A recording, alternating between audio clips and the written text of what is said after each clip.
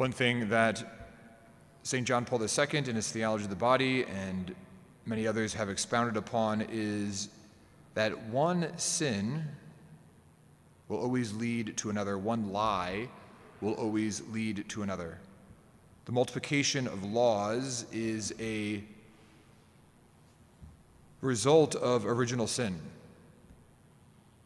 We have here in our reading today seen this in the woman's response to the serpent. Adam and Eve were commanded after their creation to not eat of the fruit from the tree in the middle of the garden, but they could have touched it all they wanted. They could have built houses out of it. They could have played catch with it.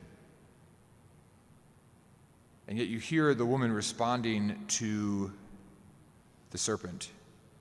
You shall not eat it or even touch it, lest you die. It's this idea that this overarching tyrant of a God is slowly taking away our freedoms, and we need to build up walls and defenses and to protect ourselves to keep ourselves safe.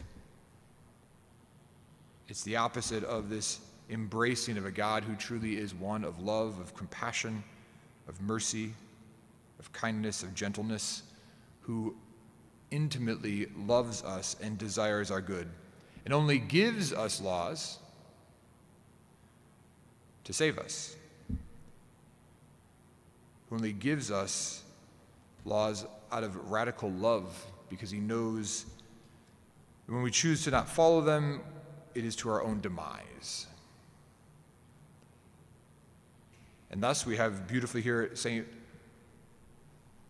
the St. Paul campus, our image of the Blessed Virgin Mary,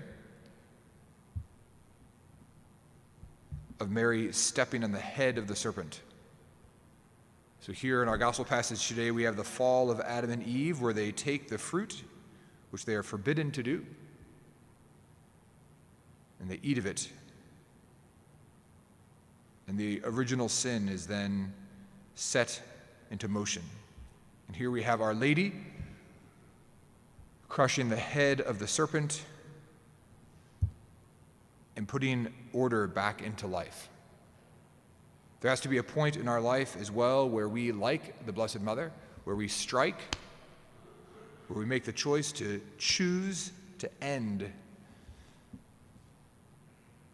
For those of you who have seen the movie from 18 years ago, is crazy, no, 17 years ago, I guess it would be 2004, Ash Wednesday, Mel Gibson's The Passion of the Christ.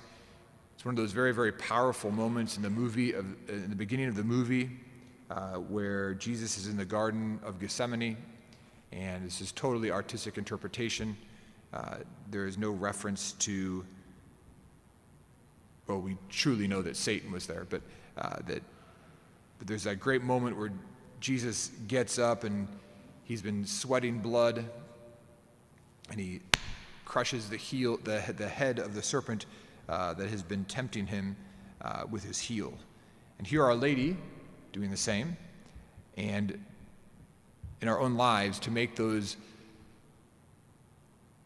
very firm decisions to draw the line in the sand of no more, to refuse to continue to be controlled by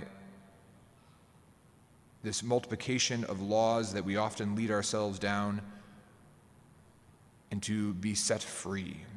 Today we ask Our Lady, under the title of the Immaculate Conception, to continue to help us to crush the head of the serpent and to be set free. Let us stand.